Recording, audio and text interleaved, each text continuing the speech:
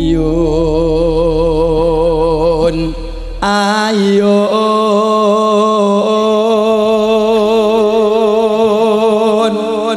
Mas Jono, Mas Landung, nggih, iki gendenge dirampungke sik. Dirampungke sik. Soale nek musike tindang ndutke jebule malah gawe repot. Lah, iki bakule dawet ireng ki le nyidui cendol ki barengi ndangdute dadi gur ngenang ngene terus ora nyemplung-nyemplung gelas iki.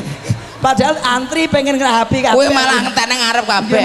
Pak niki saking pundi Pak produksine Pak? Hah? Butuh. Oh, nggih matur suwun. Butuh kono. Gunung Kidul gak pernah eneng ya dawet ireng ngene ya, matur nuwun. Laris nggih Mbah nggih. Matur suwun. Ya, bareng musike muni ya cepet entuk papat. Ket mau ki gelasnya mau dicekel kayak ngenang ngene iki lek nglebokke kapan, Mbah.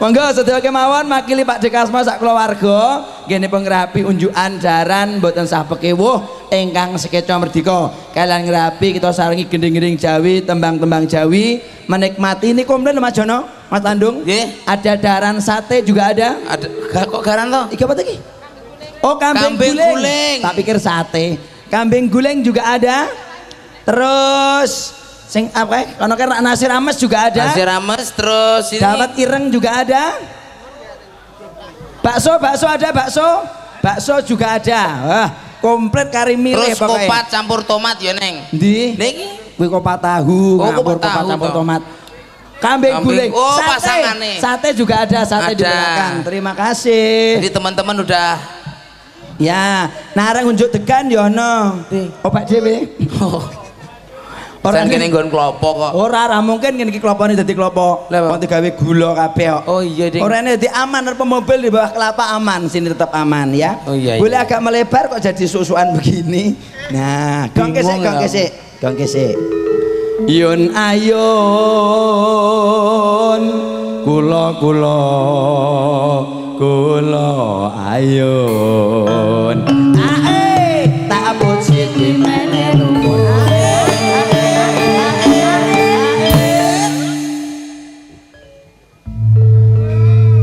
Pokoknya aja ndangdut sik nek mejane nggon dawet kurung kebak lho cah kisruh lho cah nggih nggih Mbah kerjasama nggih Mbah nggih panjenengan laris kula ya laris Mbah monggo dinikmati dulu dawet irengnya klasik produksi Mbah Mantan apa kuwi Mbah Suwarjo ngawur ya iya toh Mbah Mantan Kunir oh ngerti si Mbah Kunir ke tunggale papat apa tunggale papat bakul dawet kabeh Kunir, Laos, Jahe, Kencur ya Mbah? Kencur Tegese kuwi nama akrab itu loh Mas. Oh iya. Ya men misale tuku dawet ireng nggone sapa? Mbah Kunir. Lah kuwi lho cepet. Siji sing wis merantau ning Kalimantan. Apa? Bengle. Apa? Eneng lho bengle kaya Laos. Bengle. Kaya Laos. Rujak nongko rujake para sarjana.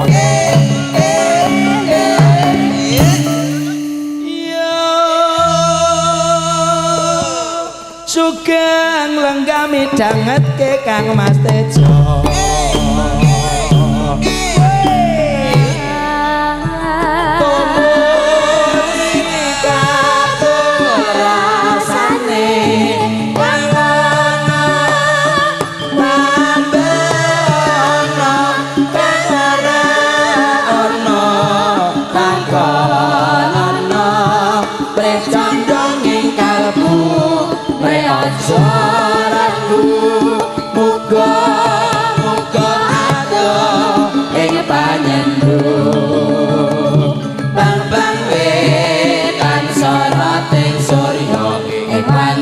bangun tergendak ayun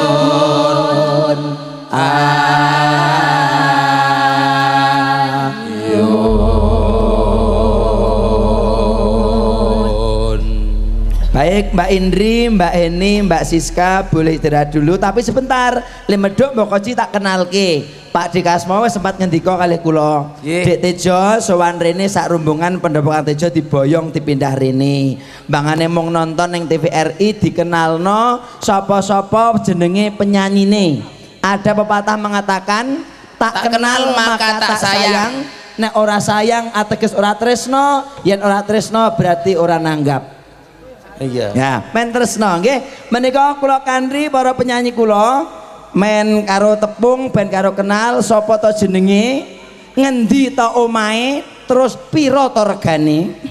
Kok rego barang? Lho kan men do pirsa. Oh iya. Tegese iki ngendi omahe duwe bojo apa urung? Anake pira? Saking kiwa kula ingkang baju kuning campur biru. Ya menika Mbak Indri Nugraha. Saking perbatasan Gunung Kidul dan Imogiri Bantul, Bapak Ibu, di atas pantai Parangtritis. Mbak Indri Nugraha. Awakipun rada sedengan, gede ya ora gede, cilik ya ora cilik. Menika alhamdulillah putra setunggal alias SMP. Sampun manak pisan. Tegese putrane siji Bu, putrane siji. Mana padake sapi to Mas?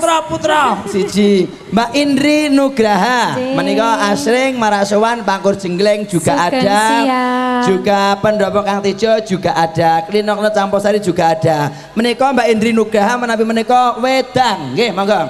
Ora ditepungke nek wedang. Ayo man golek nggon dhewe. Oh iya. Terima kasih kawan Sinoman. Mbak Indri medhuk golek nggon dhewe.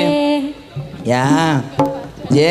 Terus sampingnya Mbak Indri Nugraha yang pakai baju merah campur hitam campur kuning. Nah, menika saking Bantul juraganipun geplak. Nah, menika Mbak Heni. Siapa jenenge?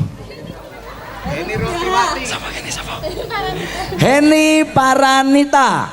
Bocahe cilik menika nembe kemawon lulus SMA. Baru mau masuk kuliah Bapak Ibu. Nek Bapak Ibu pengen Mas Tejo, aku pengen duwe mantu penyanyi. Mbok kenalan, ngaten mengke saged nyuwun nomor HP lewat kula, kenalan lewat kula, cukup pendaftaran 50.000. Silakan. Oh, udah dapat pendaftar 1. Terima kasih, Pak. Alamat? Mboten sarepot-repot lewat kula mawon. Ming 150. Pak Tukino wis daftar Pak siji. Tukino menika. Pani Nggih. 70 iki wisan. Kok nyangan-nyangan Mbak Heni Lombok. Siapa mau? Heni Paramita. Paranita. Ya, menika saking Bantul. Le medhuk ngati-ati nggih. Menika sak liyane penyanyi ugi nyambi Sekel kene. bakul geplak lan bakul peyek kacang. Dele. Ya Kowe urung. karo dikenalke kok gremet ki sapa sing Piye ngakon? karepe? Wah, penyanyi gede dhewe kok retratnya ra becik. Lah, kan Ya. mudun lho, Mas. Satu lagi di samping saya, ampun dipun rasani awake gede dhewe tinimbang liyane. Menika cara anak ngono sing mbarep dhewe Indri nomor 2, Mbak Ini nomor 3. Menika PBB. Apa kuwi? PBB singkatan nek Pak Dekasmo. Apa singkatan? PBB. Penyanyi Barbayen, nggih. Lho, dados nyuwun pangapunten niki dadi nekat melu Pak D. Wong tak takoni, ngopo to wong Barbayen kok ya tetep melu? Ya golek tukon susu ngoten. Soale nek nang omah susune anake rebutan karo bapakne. Dadi goleke tukon susu. Oh. Layak kaya ngono. Kirit-kiritan Dek Pon. Nggih menika Ya, Mas. naminipun Mbak Siska Arumsari. Nek Pak Dekasmo pun apal asring mirsani kasetipun.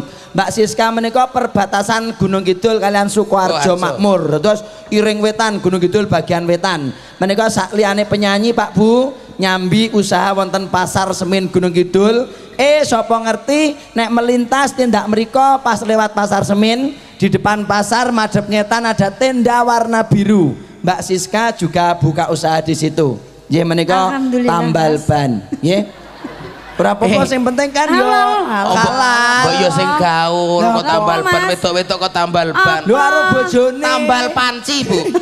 Karo bojone. Keliling ya Mas. Nggih. Makasih ya Mbak Siska. Ya, ya. Alon wae le medhuk wong isih teles ngalon wae. Klambine maksude. Nah. Aku dipenging medun. Engko sik sing kok medhunge sapa? Mbokne ra dikanggu. Nggih, menika kanca kula Mas Jono Landung, Mas Landung terkenale menika saking deket Pantai Baron, Gunung Kidul. Terus pasipun wonten ing daerah sing jenenge desane kaya penyakit. Apa kuwi? Tipus. Tepus. Oh, tak kira tipus. Tepus. Tipus kok tipus. Mas Jono Landung menika asring marak sowan di layar kaca TVRI Jogja sering, terus Jogja TV sering, malah keporo seminggu yang lalu Mas Jono sempat muncul di Indosiar Pak Bu. Alhamdulillah kemarin siang jam 11:30 dalam acara patroli nggih dados menika ada di sana. Menika janjane kasusnya iki gur sepele. Dados menika mung njukuk dadung, dalah sapine ngetutke. Dadine ya itu nyolong sapi ya ta. Jenenge pas sampean ngendika enten TVRI percaya ibu-ibu nganti ngene iki. Bareng Indosiar. Terus orang Indosiar sih to, Trans 7 to mau. Bareng nek maling apa-apa ngono. Weh to tenan ngono kuwi ibu-ibu. Ya ora apa-apa.